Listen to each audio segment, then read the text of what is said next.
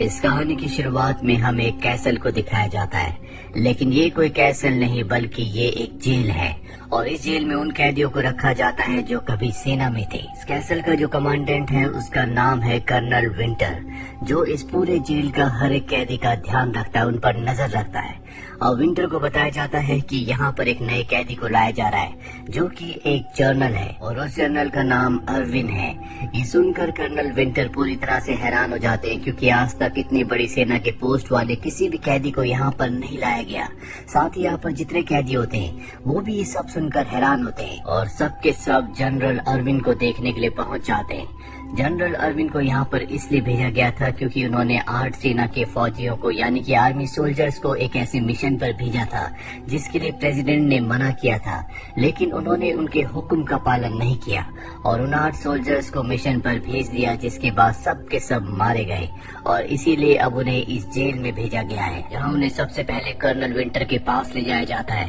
Colonel winter उन्हें यहाँ के सारे रूल्स बताते हैं कि यहाँ पर कैदियों को किस तरह रहना पड़ता है। साथ ही वो अर्विन से कहते हैं कि मैं आपका बहुत बड़ा फैन हूँ, मैंने आपके बहुत किस्से सुने हैं, मेरे पास जंग से जुड़ी हुई किताबों का एक कलेक्शन है, मैं उनमें से किताब पर आपका ऑटोग्राफ लेना चाहता हूँ। और ये कहकर वो किताब लेने के लिए चला जाता है। यहाँ पर कर्नल विंटर का कैप्टन भी होता है, वो उन्हें यहाँ पर जंग से जुड़ी हुई और भी चीजें दिखाता है जो कर्नल विंटर ने इकट्ठा की हैं। इन सब चीजों को देखने के बाद जनरल अर्विन बहुत ज्यादा इम्प्रेस नहीं होते और वो कैप्टन से कहते हैं कि कर्नल विंटर ये सब इसलिए इकट्ठा करते हैं क्योंकि वो खुद कभी असली जंग में नहीं गए। और ये कर्नल विंटर सुन लेता है, जिससे उसे बुरा लगता है। वो जानबूझकर अपनी किताब नहीं लाता और अर्विन से झूठ कहता है कि मुझे मेरी किताब नहीं मिल रही, जब मुझे मेरी किताब मिलेगी तब मैं तुम्हारा ऑटोग्राफ ले लूंगा। इसके बाद वो अर्विन को बाहर लेकर आता है, जहाँ पर एक सोल्जर जिसका नाम रेमी होता है वो अर्विन को सल्यूट करता है। विंटर कहता है कि इसे आज के बाद कभी सल्यूट मत करना क्योंकि ये अब जनरल नहीं रहा, ये एक कैदी है। अब अगले दिन दिखाया जाता है जहाँ पर सभी कैदी खेल रहे होते हैं और खेल खेल में इनकी आपस में लड़ाई हो जाती है और लड़ाई होने के बाद यहाँ पर सायरन बजता है।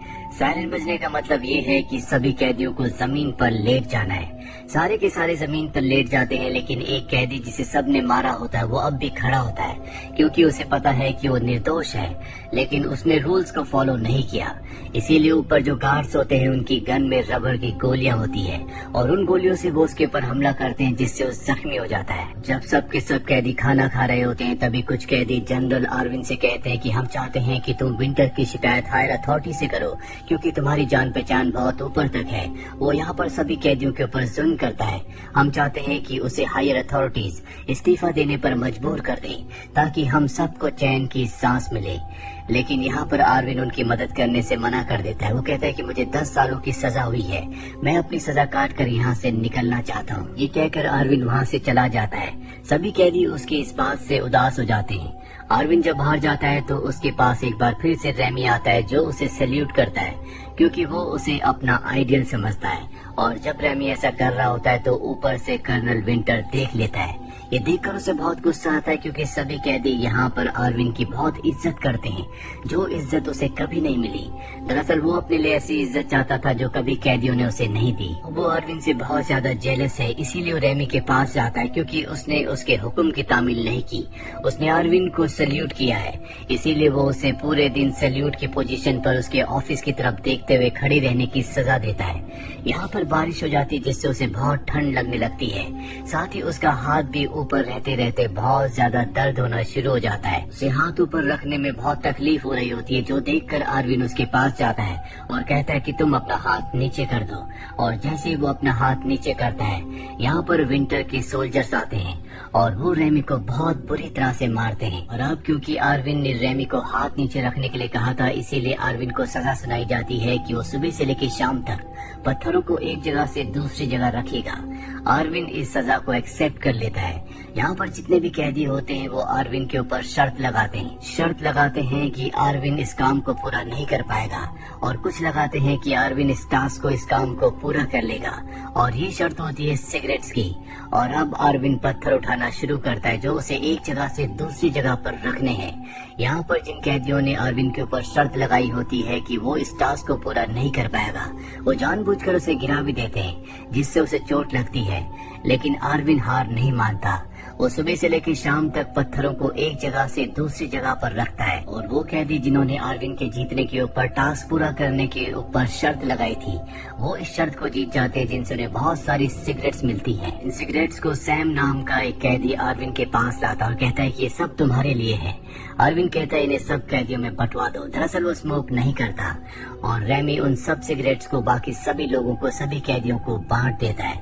यहाँ पर सब के सब आरविन की बहादुरी को जानते हैं कि किस तरह से उसने जंगें लड़ी हैं, किस तरह से उसने कई बार दुश्मनों को हराया है। रैम आरविन को बताता है कि मेरे पिता आपको जानते थे, आपके साथ वो कई जंगें लड़ चुके हैं। वो अपने पिता का नाम उसे बताता है। आरविन कहता है कि मैं तुम्हारे पिता को जानता था, बहुत बहादुर सिपाही थे, उन्होंने मेरे साथ कई जंगें लड़ी हैं, इसीलिए मैं तुम्हारे पिता का शुक्रिया अदा करता हूँ। और ये सुनने के बाद यहाँ पर सैम को अपने पिता पर गर्व होता है। वहीं अगले दिन जब आरविन बाहर आता है तो देखता है कि वहाँ पर कैदी दीवार बना रहे होते हैं, जो कि कर्नल विंटर ने सबको काम दिया है ताकि उनका दिमाग, उनका शरीर बिजी रह सके। लेकिन यहाँ पर जितने भी कैदी दीवार बना रहे होते हैं वो इस काम से बोर हो रहे होते हैं। आरविन कहता है कि कभी भी किसी काम को इस तरह से नहीं करना चाहिए, बल्कि तुम्हें इस काम को दूसरे एंगल से सोचना चाहिए। तुम्हें ऐसा सोचना चाहिए कि तुम अपने लिए किला बना रहे हो, और जब तुम ऐसा सोचोगे तो तुम्हारे मन में उत्साह आएगा, इस काम को अच्छे से करोगे। यहाँ पर रेमी बैठा होता है। आरविन रेमी से कहता है कि सबको अच्छे से दीवार बनाना सिखाओ। दरअसल रेमी के पिता का यही काम था और इसके बाद रेमी सबको दीवार बनाने का सही तरीका बताता है। सबके सब बहुत उत्साह से दीवार बनाते हैं और एक बहुत ही खूबसूरत दीवार को तैयार करते हैं। ऊपर से कर्नल विंटर ये सब कुछ देख रहा होता है। ये देखकर उसे बहुत ज्यादा जेलसी होती है और वो अपने सोल्जर्स को ऑर्डर देता है कि इस दीवार को तोड़ दिया जाए। दीवार के सामने बुलडोजर लाया जाता है ताकि दीवार को गिराया जा सके, लेकिन बुलडोजर के सामने रेमी खड़ा हो जाता है। वो कहता है कि तुम इस दीवार को नहीं गिरा सकते, हमने इसे बहुत मेहनत से और उम्मीदों से बनाया है। और तब कर्नल विंटर ऑर्डर देता है कि सायरन बजाया जाए। सायरन बजने लगता है, सबके सब कैदी जमीन पर लेट जाते हैं, लेकिन रेमी जमीन पर नहीं लेटता। उसके बाद कर्नल विंटर गोलियां चलाने का ऑर्डर देते और इशारा करते हैं कि उसके सर पर गोली मारी जाए। हालांकि ये गैर कानूनी है। यहाँ रेमी के सर पर रबड़ की गोली लगने से उसकी मृत्यु हो जाती है। तो देखकर सभी सोल्जर्स को गुस्सा आता है। आरविन रेमी की बॉडी को उसी दीवार में दफना देता है जो सब ने बहुत मेहनत से बनाई थी। इसके बाद सभी सोल्जर्स यहाँ पर रेमी को एक शहीद की तरह श्रद्धांजलि देते हैं। उसे सल्यूट भी किया जाता है, जो आज से पहले इस कैसल में, इस जेल में नहीं हुआ। ये देखकर कर्नल विंटर को बहुत गुस्सा आता है। आरविन के पास उसके सेल में जाता और कहता है कि अगर तुमने इस बारे में कभी किसी को बताया तो मैं तुम्हें हमेशा के लिए काल कोठरी में डाल दूंगा। आरविन कहता है कि सभी कैदी तुम्हारे खिलाफ हैं, तुम्हें अपना इस्तीफा दे देना चाहिए। कर्नल विंटर कहता है कि ऐसा कभी नहीं होता और ये कहकर वो वहाँ से चला जाता है। जिसके बाद वो ब्रिगेडियर से मिलता है और कहता है कि आरविन की दिमागी हालत खराब हो चुकी है। वो यहाँ पर कैदियों को भड़काता है, उसे हमें पागल खाने भेज देना चाहिए। ब्रिगेडियर कहते हैं कि तुम्हें उसका नाम इज्जत से लेना चाहिए और ये कभी मत भूलना कि वो मेरा दोस्त है। इसके बाद ब्रिगेडियर आरविन से मिलने के लिए जाते हैं और कहते हैं कि तुम्हें विंटर के खिलाफ कुछ नहीं करना चाहिए। तुम चाहकर भी उसे उसके पद से नहीं निकाल सकते क्योंकि उसकी पॉलिटिकली बहुत जान पहचान है। आरविन ब्रिगेडियर को बताता है कि वो यहाँ पर कैदियों के ऊपर जुल्म करता है, वो रूल्स को तोड़ता है, सब कैदी उससे परेशान है। ब्रिगेडियर कहते हैं कि तुम्हें कोई खास ठोस सबूत लाना होगा जिसके बाद मैं उसे उसके पद से निकाल सकता हूँ। आरविन उसकी बात मान जाता है और ब्रिगेडियर के जाने के बाद बाकी कैदियों से मिलता और कहता है कि हमें विंटर के खिलाफ किसी न किसी तरीके से सबूतों को इकट्ठा करना होगा ताकि हम उसे उसके पद से निकलवा सके। यहाँ पर सैम भी होता है। आरविन सैम को भी अपने साथ शामिल होने के लिए कहता है, लेकिन सैम मना कर देता है क्योंकि उसे लगता है कि ये अपने प्लान में कभी कामयाब नहीं हो सकते और वहाँ से चला जाता है। ऊपर से विंटर ये सब कुछ देख लेता, उसे समझ में आ जाता है कि आरविन कुछ न कुछ प्लान कर रहा है। इसीलिए वो सैम को अपने पास बुलाता है और कहता है कि अगर तुम मुझे उनके प्लान के बारे में बता दो तो मैं तुम्हारी सजा कम करवा दूंगा। सैम उसका साथ देने के लिए राजी हो जाता है। ये आरविन को दिखाया जाता है जो सभी कैदियों के साथ एक मीटिंग करता और बताता है कि हमें पूरे के पूरे जेल में यानी कि पूरे के पूरे कैसल में अपना कब्जा करना होगा और यहाँ पर हमारे देश का जो झंडा है उसे उल्टा फहराना होगा, जिसका मतलब होता है दुख, परेशानी और पीड़ा। और अगर हम ऐसा कर दें, ब्रिगेडियर मेरा जो दोस्त है वो यहाँ पर आएगा और विंटर को उसके पद से हटा देगा क्योंकि ये उसके खिलाफ एक ऐसा सबूत होगा जिससे सबको पता चल जाएगा कि यहाँ पर वो अपनी मनमानी करता है, जिससे सब के सब कैदी बहुत परेशान हैं। सैम इनकी सारी बातें सुन लेता और वो कर्नल विंटर के पास जाता और उन्हें बताता है कि यहाँ पर जितने भी कैदी हैं वो आर्विन के कहने पर झंडे को उल्टा फहराना चाहते हैं ताकि यहाँ पर हाई सिक्योरिटी कमांड आ जाए और उनको यहाँ की परेशानी के बारे में पता चल जाए। ये कहकर सैम वहाँ से निकल जाता है और अब कर्नल विंटर अपने पूरे केबिन में, पूरे ऑफिस में झंडे को ढूंढता है, लेकिन उसे झंडा नहीं मिलता।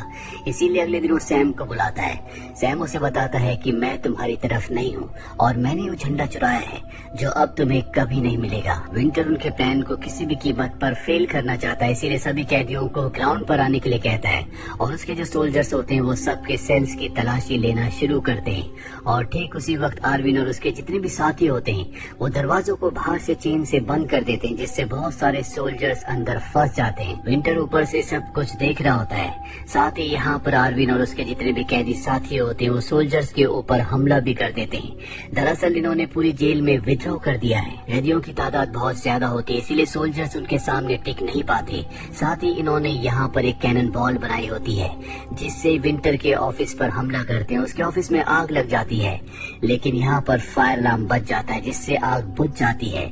विंटर इस आग से बच जाता है। वहीं इन्हीं में से एक कैदी ब्रिगेडियर को कॉल करके बता देता है कि यहाँ पर विद्रोह हो चुका, आपको जल्दी यहाँ पर आना होगा। विंटर अपने सोल्जर से कहता है कि कैदियों के ऊपर पानी के प्रेशर से हमला किया जाए और वो ऐसे ही करते हैं, लेकिन यहाँ पर कैदियों ने पहले से स्टील की शील्ड बनाई होती है जिससे वो पानी से बचते हैं। वहीं ब्रिगेडियर का कॉल विंटर को आता और कहता है कि तुम्हारी जेल में विद्रोह कैसे हो गया, मैं जल्द से जल्द वहाँ पर पहुँच रहा हूँ। विंटर कहता है कि आपको यहाँ पर आने की जरूरत नहीं है, मैंने पूरे माहौल को, सभी कैदियों को कंट्रोल कर लिया है।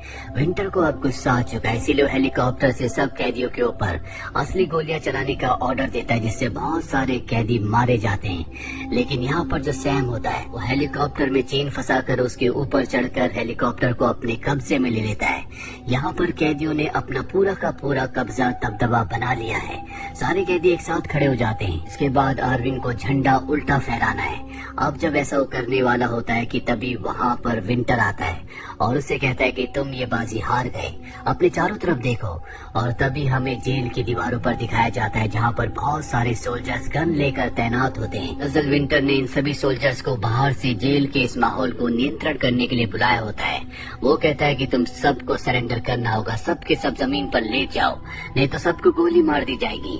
और इस तरह के विद्रोह में असली गोलियां चलाने का ऑर्डर होता है। तो यहाँ पर कोई भी कैदी जमीन पर नहीं लेटना चाहता। आर्विन कहता है कि तुम सबको लेटना होगा। दरअसल वो नहीं चाहता कि और भी कैदियों की जान जाए।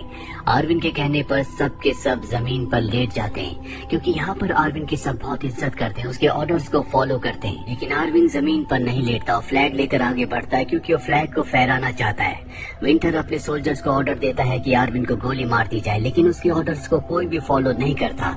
वो लगातार चिल्लाता रहता है लेकिन उसकी कोई बात नहीं सुनता क्योंकि यहाँ पर जितने भी सोल्जर्स हैं वो सब के सब आर्विन की इज्जत करते हैं। यहाँ पर विंटर का जो कैप्टन है वो भी उसका साथ नहीं देता और अब आर्विन झंडे की रस्सी खींचकर झंडे को उल्टा फहराने वाला होता है कि विंटर गुस्से में उसे गोली मार देता है। आर्विन को गोली लग जाती है लेकिन वो झंडे की रस्सी खींच देता है जिससे झंडा हवा में ऊपर फहराने लगता है। सबके सब सोल्जर्स झंडे को देखते हैं और सैल्यूट करते हैं क्योंकि यहाँ पर झंडा उल्टा नहीं बल्कि सीधा फहराया था। दरअसल आर्विन का यही प्लान था जिसके बारे में किसी को कुछ नहीं पता था। सबको ऐसा लगता था कि वो झंडे को उल्टा फहराएगा, लेकिन वो हमेशा से झंडे को सीधा फहराना चाहता था ताकि जब विंटर उसे गोली मारे तो उसके कत्ल के इल्जाम में उसे पकड़ लिया जाए। कैप्टन विंटर को हथकड़ियां लगवा देता है।